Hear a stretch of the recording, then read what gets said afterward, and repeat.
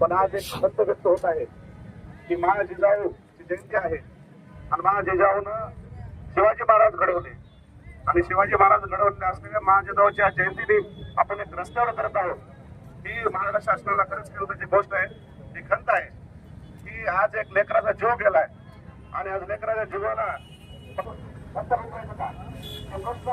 आहे. माझी सर्वांना विनंती आहे की आज आपण त्यानंतर वेळ येऊन येऊ नये यांनी आणि त्यानंतर काय होतं हे सगळं महाराष्ट्राला बघितलं आहे. आणि आज आम्ही कुठल्याही पक्षात असेल तर एक जातीसाठी माती खायला रस्त्यावर 100% उतरणार आहोत.